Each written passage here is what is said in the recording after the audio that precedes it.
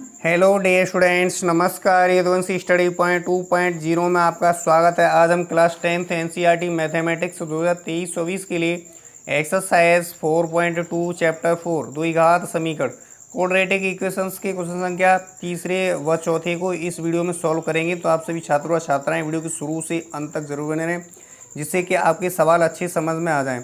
अगर एक बार सवाल अच्छे समझ में आ गए भाषा वाले, तो आप इस प्रकार का कोई भी सवाल आसानी से हल कर सकते हो। तो आप सभी छात्रों व छात्राएं वीडियो के शुरू से अंत तक जरूर बने रहें। और जो भी छात्र व छात्राएं इस वीडियो के माध्यम से नए जुड़ रहे हों, वो चैनल को सब्सक्राइब करके बेल आइकन को जरूर प्रेस करें, जिससे कि मेरे चैनल पर जो भी नई वीडियो अपलोड होगी उसका नोटिफिकेशन आपके पास सबसे पहले समय से पहुँचेगा। तो अगर जो भी छात्र इस वीडियो को देख रहे हैं, प्रीवियस वीडियो नहीं देखी हो, तो प्रीवियस वीडियो देखने के लिए आप यूट्यूब में जाएंगे, वहाँ पे आपको प्लेलिस्ट मिल जाएगी। यूट्यूब ओपन करने पर चैनल का, ये मेरा वाला चैनल है, इसका यूट्यूब ओपन करोगे चैनल, तो वहाँ पे आपको जो है मिल जाएगी जो है प्लेलिस्ट, क्लास 10th वाली प्लेलिस्ट ओपन करोगे तो वहाँ पे एक्सरसाइज 1.1 से लेकर के क्रम वाइज, यानी क्रम से एक्सरसाइज आज हम सॉल्व कर रहे हैं वीडियो, ये भी मिलेगी वहाँ पे एक्सरसाइज 4.2 वाली। और इससे प्रीवियस वीडियो यानी पहला और दूसरा किया था वो भी मिलेगी, तो जाके जरूर देखें। तो आइए अब हम बिना समय में क्वेश्चन संख्या जो तीसरा है उसे हम सॉल्व करते हैं। ठीक, ये वीडियो अपने मित्रों के पास जरूर शेयर कर दें, जिससे कि वो भी इस वीडियो से लाभ उठा पाएँ। ठीक, क्वेश्चन संख्या तीसरा कह रहा है कि ऐसी दो संख्याएं ज्ञात कीजिए जिनका योग 27 हो और गुणनफल 182 हो। ठीक है, तो ऐसी दो संख्या हमें दे नहीं रखी है, हमें दो संख्याएं ज्ञात करनी है। तो हम क्या करते हैं, ऐसे सवालों में मान लेते हैं। ठीक है, ऐसे तो हम यहाँ पे तीसरा वाला सवाल सॉल्व करेंगे। ठीक, तो यहाँ लिखेंगे माना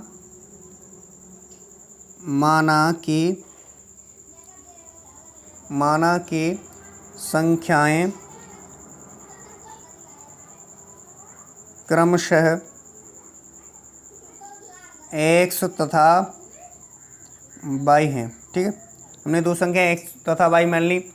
अब प्रश्नानुसार करेंगे, जो प्रश्न कह रहा है उसके अनुसार कर लेंगे। ठीक है, प्रश्नानुसार कह रहा है कि दो संख्याएं यानी जिनका योगफल कितना दे रखा है, कितना 27 दे रखा है, तो लिखेंगे संख्याओं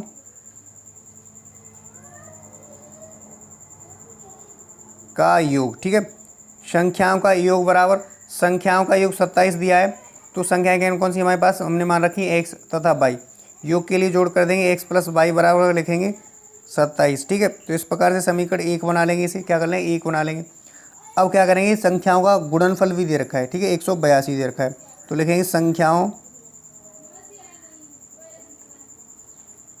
का गुणनफल।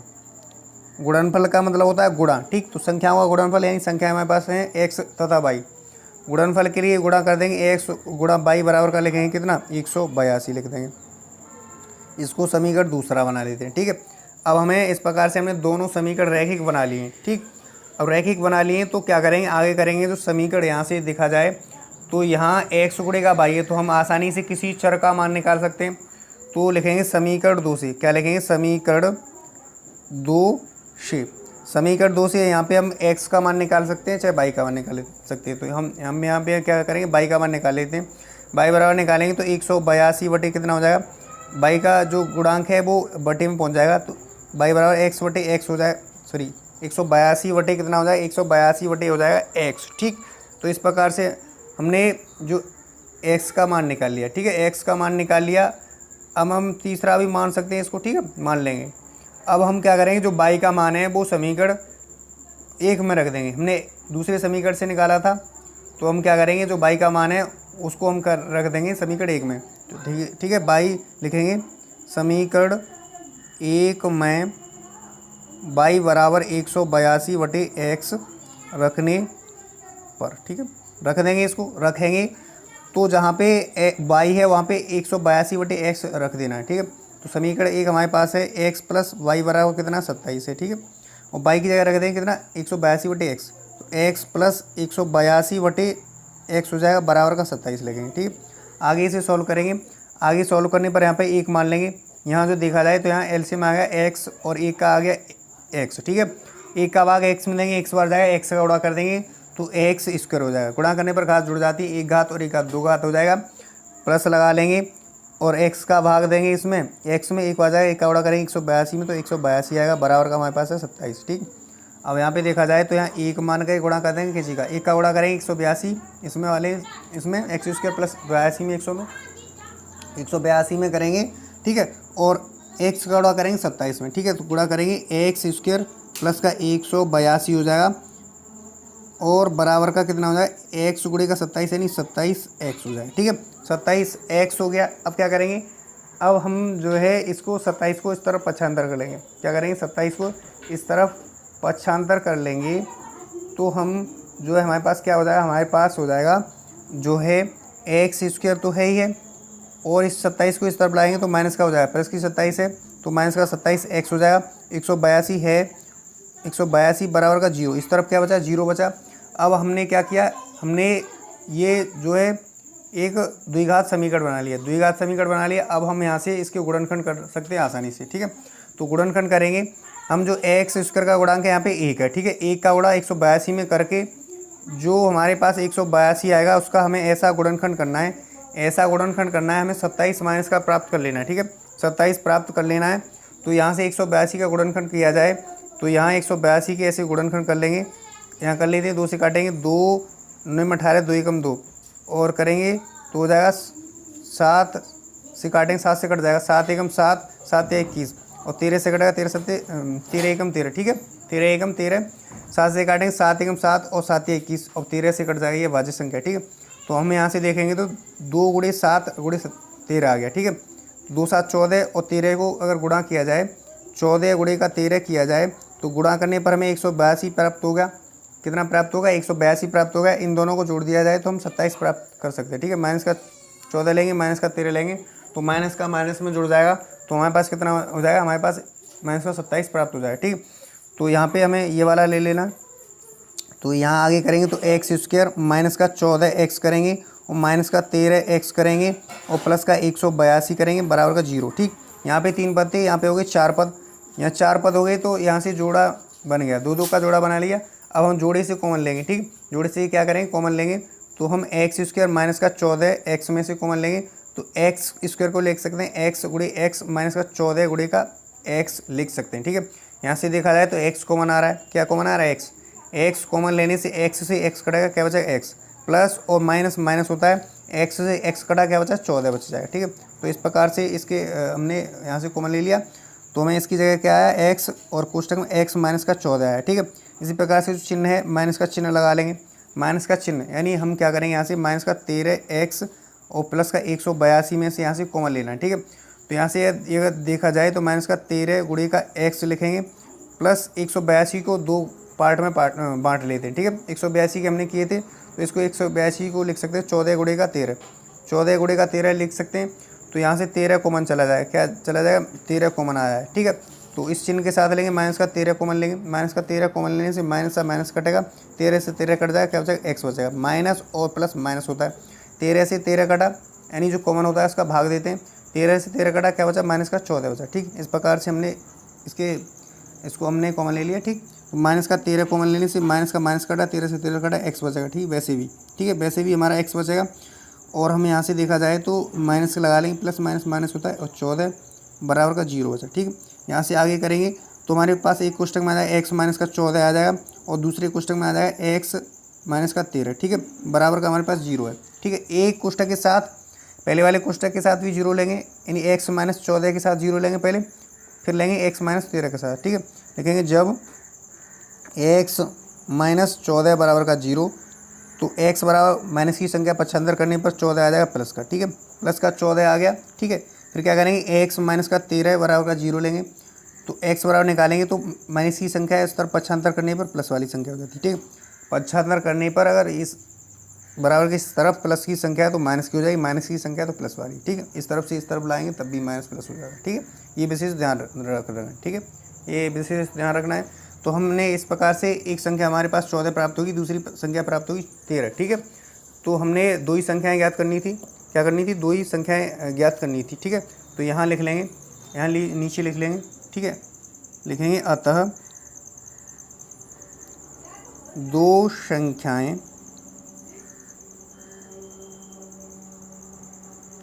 14 तथा 13 हैं, ठीक है। इस प्रकार से दोनों संख्या हमने प्राप्त कर ली। ठीक, अगर हम संतुष्ट करना चाहें समीकरण को तो जो सवाल दिया है इसको भी संतुष्ट कर सकते हैं। ठीक है, कैसे, अब यहाँ देख लेते हैं। यानी अगर 13 और 14 का जोड़ कर दिया जाए 27 प्राप्त होगा, और 13 14 का गुणा कर दिया जाए 182 प्राप्त होगा। तो इस प्रकार से हमने क्वेश्चन संख्या जो हमारा था तीसरा है उसको सॉल्व कर लिया। अब हम चौथे सवाल को सॉल्व कर लेते हैं। चौथा सवाल कह रहा है, यहाँ पे पढ़ लेंगे पहले, एक बार पहले पढ़ लेते हैं।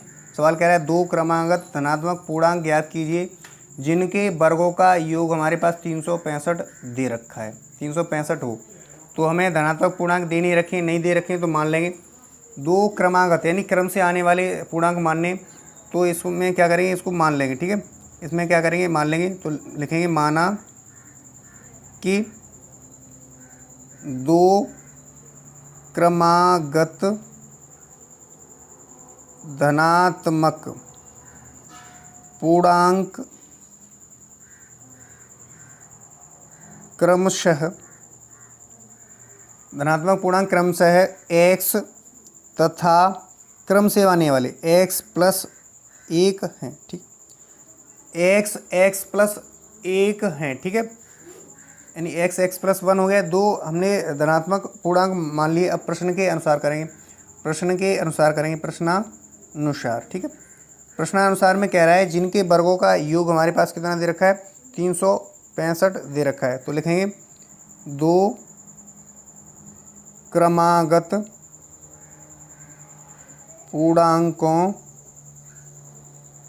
के वर्गों का योग हमारे पास दे रखा है कितना, हमें दे रखा है 365। ठीक है, वर्गों का योग मतलब इन दोनों जो दोनों पूर्णांक दिए हैं उनके वर्गों का योग दिया है। ठीक है, इन दोनों का क्या कर लेना, वर्ग कर लेना है। पहला पूर्णांक हमने माना था x और दूसरा क्रमांक माना था x प्लस 1। तो हमने क्या करना है, x यानी पहले पूर्णांक का भी वर्ग कर लेना है प्लस और दूसरे पूर्णांक का भी वर्ग करके हमें जोड़ लेना है, और इन दोनों का योग कितना दिया है, हमें 365 दिया है। ठीक है, इस प्रकार से हम कर लेंगे। तो x स्क्वायर करेंगे तो x का वर्ग करने पर x स्क्वायर आ जाएगा प्लस का, यहाँ पे देखा जाए x प्लस 1 का स्क्वायर आ रहा है। ठीक है, तो यहाँ पे एक सर्वसमीका होती है, वो होती है a प्लस बी का होल स्क्वायर बराबर होता है सर्वसमीका a square plus b square plus का 2ab। इसकी जो सर्वसमीका होती है इसके बराबर में इसके ही फॉर्म में लिखा हुआ है x प्लस 1 का होल स्क्वायर लिखा है। यहाँ पे क्या है, जो सर्वसमीका होती है a प्लस बी का होल स्क्वायर होता है। ठीक है, तो a स्क्वायर होता है प्लस बी स्क्वायर होता है प्लस 2ab होता है। ठीक, तो आगे सॉल्व करेंगे तो x की जगह यानी a की जगह हमारा x है और b की जगह 1 है। ठीक है, तो a स्क्वायर यानी x स्क्वायर हो जाएगा। ठीक, प्लस बी स्क्वायर यानी 1 का वर्ग हो जाएगा प्लस 2, a की जगह x है और b की जगह कितना है, b की जगह हमारे पास है, b की जगह 1 है। ठीक, बराबर का हमें 365 दिया है। ठीक, बराबर का 365 दिया है। तो आगे सॉल्व करेंगे तो x स्क्वायर हो जाएगा प्लस का x स्क्वायर हो जाएगा और प्लस का 1 का वर्ग 1 होता है और 2 का गुणा कर लेंगे 2x गुणा 1 यानी प्लस का 2x हो जाएगा। बराबर का हमारे पास है 365 दिया, बराबर का 365 दिया। 1x स्क्वायर और 1x स्क्वायर 2x स्क्वायर हो जाएगा, दोनों जुड़ जाएगा तो 2x स्क्वायर होगा प्लस का हो जाएगा 2x हो जाएगा प्लस का 1 है, बराबर का हो जाएगा 365। ठीक है, 365 हो जाएगा। अब यहाँ पे अगर देखा जाए अगर यहाँ पे तो जो है हमारा ये जो है, ठीक है, तो यहाँ पे क्या है हमारे पास दे रखा है, ये इतना दे रखा है। ठीक, यहाँ देखा जाए तो 1 है प्लस का, उस तरफ पक्षांतर करने पर माइनस की संख्या हो जाएगी। तो 2x स्क्वायर प्लस का 2x बराबर का लिखेंगे, बराबर का यानी 365 माइनस का 1 कर देंगे तो यहाँ पे क्या हो जाएगा 364 प्राप्त होगा। x स्क्वायर प्लस का 2x बराबर का माइनस का 1 कम कर देंगे तो 365 में से 1 गया 364 हो गया। ठीक है, अब यहाँ पे इसको पक्षांतर कर लेंगे, इस तरफ पक्षांतर करेंगे तो ये वाली संख्या प्लस की इस तरफ आएगी तो माइनस का हो जाएगा। तो 2x स्क्वायर प्लस का 2x माइनस का 364 बराबर का 0। इस तरफ क्या बचा, 0 बचा। आगे सॉल्व किया जाए तो यहाँ से दिखाई दे रहा है 2 कॉमन ले लेंगे, 2 कॉमन लेने पर हमारे पास आसानी से कट जाएगा। तो 2 कॉमन लेने से हमारे पास 2 से 2 कटेगा, क्या बचेगा x स्क्वायर बचेगा। ठीक है, 2 कॉमन लेंगे प्लस लगा लेंगे, 2 से 2 कटेगा x बचेगा। ठीक है, माइनस लगा लेंगे, 2 का भाग देंगे, 2 एकम 2, 2 एकम 2 बचा 1, 2 अट्ठे 16, 2 अट्ठे 16 हो गया, 2 दूनी 4 बराबर का 0। ठीक है, बराबर का 0 हम निकालेंगे x स्क्वायर प्लस का x माइनस का 182 कितना 182। ठीक है, अब इसका भाग दे देंगे, हो जाएगा हमारे पास, देखो आगे करते हैं 0/2 हो जाएगा 2 का भाग देंगे तो 0 प्राप्त होगा। तो x square plus x minus का 182 बराबर का कितना 0 प्राप्त होगा। अब यहाँ से देखा जाए तो हमने जो द्विघात समीकरण था वो बना लिया इस प्रकार से, ठीक है। अब यहाँ से हमें यहाँ एक्स स्क्वायर का गुणांक 1 है, 1 गुणा 182 माइनस का, तो यानी 182 माइनस का 182 के ऐसे गुणनखंड करने होंगे जो हमें जोड़ने पर एक एक्स प्राप्त हो जाए, ठीक है। तो यहाँ से किया जाए तो हमने पहले वाले सवाल में किए थे 13 गुणे का 14, यानी 14 गुणे का 13 किया था 182 का, तो वही गुणनखंड कर लेंगे, ठीक है। यहाँ पे जो किए थे हमने कर लिए थे, ठीक है। तो वही याद कर रखेंगे, नहीं है तो नहीं आते हैं तो क्या करेंगे इसके ऐसे गुणनखंड कर लेंगे, ठीक है, ऐसे खींच करके, ठीक है, ऐसे इस प्रकार से करते हैं। तो हमें पता है इसके 182 के गुणनखंड कितने थे, 14 गुणे का 13 आया था, 14 गुणे का 13। अब हमें प्लस का एक्स लाना है तो प्लस का 14 रखेंगे और माइनस का 13 कर देंगे। अगर 14 में से 13 गया माइनस का तो प्लस का 1 बचेगा और गुणा करेंगे तो 14 13 का गुणा करेंगे माइनस का 182 आएगा, ये वाला जोड़ा ही आ जाएगा, ठीक। इस प्रकार से कर लेते हैं, ठीक। तो यहाँ से देखेंगे तो एक्स स्क्वायर आएगा प्लस का इसकी जगह 14 एक्स लिखेंगे माइनस का 13 एक्स और माइनस का 182 बराबर का 0, बराबर का 0। अब यहाँ 3 पद थे, यहाँ हो गए 4 पद, क्या हो गए 4 पद हो गए, ठीक है। 4 पद होने पर हम यानी एक्स स्क्वायर प्लस का 14 एक्स, ये वाला पहला पद जोड़ा है उससे कॉमन लेंगे, एक्स स्क्वायर को लिख सकते हैं एक्स गुणे का एक्स प्लस का 14 गुणे का एक्स लिख सकते हैं, ठीक है। यहाँ से देखा जाए तो एक्स मिल रहा है, ठीक है, कॉमन क्या मिल रहा है एक्स आ रहा है। कॉमन क्या होता है, जो दोनों में मिले वही कॉमन होता है। यहाँ से अगर हमने एक्स कॉमन ले लिया है तो एक्स से एक्स कटेगा, हमारे पास क्या बचेगा एक्स बचेगा, प्लस और प्लस प्लस होता है, एक्स से एक्स कटा क्या बचा 14 बचा, ठीक है, एक्स से एक्स कट जाएगा 14 बचेगा। तो हम इसकी जगह क्या लिख सकते हैं, एक्स कोष्टक में एक्स प्लस 14, ठीक है, एक्स कोष्टक में एक्स प्लस 14 लिख सकते हैं, ठीक। यहाँ से देखा जाए तो यानी हमें क्या लेना है, माइनस का 13 एक्स माइनस का 182 में से कॉमन लेना है, ठीक है। तो माइनस का 13 गुणे का इसको लिख सकते हैं माइनस 13 एक्स को 13 गुणे का एक्स माइनस 182 को लिख सकते हैं कितना 14 गुणे का 13 लिख सकते हैं, क्योंकि 14 गुणे का 13 हमने पहले ही कर रखा है, तो 14 गुणे का 13। अब यहाँ से देखा जाए तो हमारे पास 13 कॉमन आ रहा है, क्या आ रहा है यहाँ से दोनों मिल रहा है 13, तो माइनस का 13 कॉमन लेने से माइनस का माइनस कटेगा, 13 से 13 कटेगा क्या बचेगा एक्स बचेगा, माइनस और माइनस होता है प्लस, ठीक। 13 से 13 कट जाएगा क्या बचेगा 14 बचेगा, ठीक, 14 बचेगा। तो इसकी जगह क्या लिख सकते हैं, माइनस का 13 कोष्टक के अंदर एक्स प्लस का 14, ठीक, बराबर का 0। अब यहाँ पे विशेष ध्यान देना है, जो कोष्टक के अंदर दोनों समान संख्या होनी चाहिए, यानी x प्लस 14 है तो यहाँ पर भी x प्लस 14 होना चाहिए। अगर x प्लस 13 हो गया तो हमारा जो गुणनखंड है वो गलत हो जाएगा, ठीक है। तो ये हम विशेष ध्यान रखना है, इन दोनों कोष्टकों में संख्या होनी चाहिए बराबर हमारी, ठीक। तो यहाँ से देखा जाए तो एक कोष्टक में x प्लस 14 आएगा, एक कोष्टक में x प्लस 14 आएगा और दूसरे कोष्टक में हमारे पास आएगा कितना x माइनस का 13, ठीक, बराबर का 0 है। अब हमें क्या करना है, दो पूर्णांक निकालने, क्या निकालने, दो धनात्मक पूर्णांक निकालने। तो क्या करेंगे हम यहाँ पे किया जाए तो यहाँ पे धनात्मक पूर्णांक करेंगे तो हम जो है एक बार जब जो है x प्लस 14 बराबर का 0 रखेंगे तो x बराबर आएगा माइनस का 14, प्लस की संख्या है पक्षांतर करने पर माइनस की संख्या हो जाएगी, ठीक है। फिर करेंगे x माइनस 13 बराबर का 0 तो x बराबर करेंगे प्लस का 13 आ जाएगा, ठीक है। अब यहाँ देखा जाए बात कर रहा है धनात्मक पूर्णांक की, ठीक है, लेकिन यहाँ पे एक पूर्णांक आया हमारे पास माइनस का 14, दूसरा पूर्णांक क्या है 13, ठीक है। तो हम क्या करेंगे इस 14 वाले को प्लस में ही कर लेंगे, ठीक है,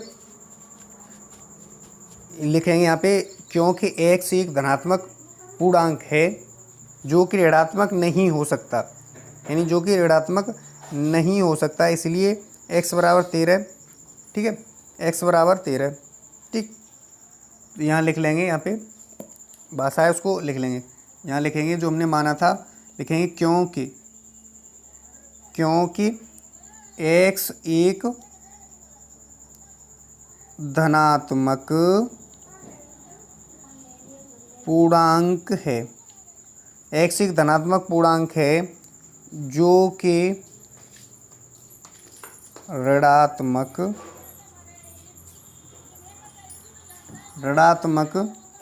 नहीं हो सकता है, ऋणात्मक नहीं हो सकता है, इसलिए ऋणात्मक नहीं हो सकता है, इसलिए जो है x बराबर कितना करेंगे, x बराबर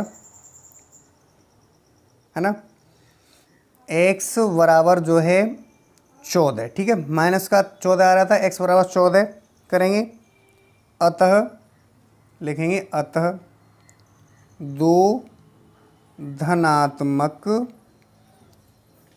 पूर्णांक 13 और 14 हैं, ठीक है। 13 और 14 हैं, दो धनात्मक पूर्णांक, ठीक है, 13 और 14 हैं, ठीक। तो इस प्रकार से हमने क्या किया, इस प्रकार से क्वेश्चन संख्या जो चौथा था उसको हमने सॉल्व कर लिया, ठीक है। तो यहाँ से अगर देखा जाए, यहाँ से देखा जाए तो आज की क्लास में हमने क्वेश्चन संख्या जो है तीसरे व चौथे को सॉल्व किया है। तो मुझे आशा है कि क्वेश्चन संख्या दोनों आपके अच्छे से समझ में आ गए होंगे। इस प्रकार से मैंने समझाया है, आपके अच्छे से समझ में आ गए होंगे। तो अगर क्वेश्चन संख्या अच्छे समझ में आए हो तो वीडियो को लाइक करें, चैनल पर नए हो तो चैनल को सब्सक्राइब करके बेल आइकन को जरूर प्रेस करें, जिससे कि मेरे चैनल पर जो भी नई वीडियो अपलोड होगी उसका नोटिफिकेशन आपके पास सबसे पहले समय से पहुंचेगा। तो आज के लिए बस इतना ही, नेक्स्ट क्लास में मिलते हैं क्वेश्चन संख्या जो है इसके जो 5वां 6वें के साथ। तब तक के लिए वीडियो देखने के लिए थैंक यू सो मच। मिलते हैं नेक्स्ट क्लास में नेक्स्ट क्वेश्चन के